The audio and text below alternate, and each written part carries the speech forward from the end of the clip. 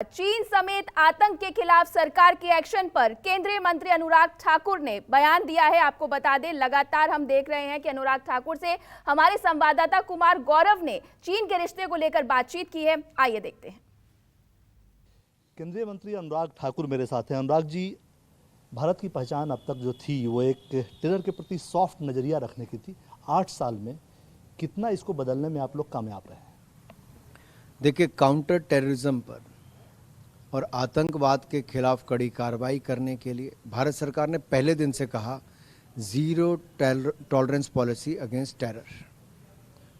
तो जब ये ज़ीरो टॉलरेंस पॉलिसी आ गई आतंक के खिलाफ, तो अपने आप में ही स्पष्ट हो गया कि भारत सरकार क्या करने वाली है। UAPA कानून को और मजबूत बनाया गया। NIA अमेंडमेंट बिल लाकर इसको ट्रूली फेडरल एजेंसी हमारी NIA को बनाने का काम किया, जैसे FBI US में है। इसके अलावा हमने 90वीं जो इंटरपोल जनरल असेंबली है वो भारत में की, जिसमें 2000 से ज़्यादा दुनिया भर के वरिष्ठ पुलिस अधिकारी यहाँ पर आए।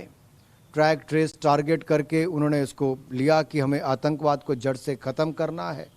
तो जब 3rd मिनिस्ट्रियल कॉन्फ्रेंस यहाँ पर हुई तो उसमें भी नो मनी फॉर टेरर, आतंक के लिए कोई धन नहीं, इसको लेकर भी हम आगे बढ़े और बहुत सफल हुआ। हमने दुनिया भर के लोगों को मोदी जी के नेतृत्व में दुनिया के देश जुड़े साथ में आतंकवाद के खिलाफ मुहिम में, चाहे आतंकवाद की फंडिंग की बात हो या आतंकवाद के खिलाफ कार्रवाई करने की बात हो।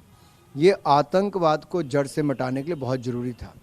दूसरा, सर्जिकल स्ट्राइक, बालाकोट स्ट्राइक करके ये दिखा दिया कि हम आतंकवाद को जड़ से ख़त्म करने के लिए आपकी जड़ में घुसकर मार सकते हैं, घर में घुसकर मार सकते हैं। तो कड़ा संदेश किया और इसका प्रभाव ये मिला कि 168% कमी आतंकवादी घटनाओं की जम्मू कश्मीर में आई और 94% केसेस में सजा हुई जहां आतंक को फाइनेंस करने की बात थी।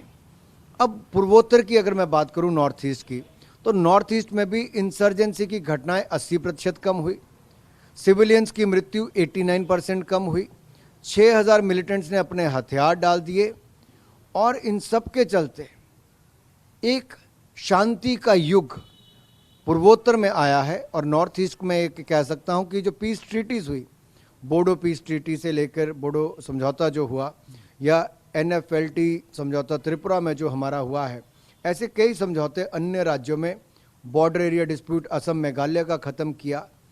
इससे एक शांति का युग चला है।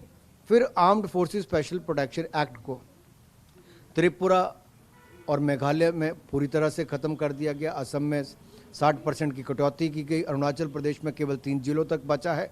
बाकी राज्यों में भी बहुत सारे पुलिस थानों को डिस्टर्ब एरिया में से बाहर निकाल दिया गया।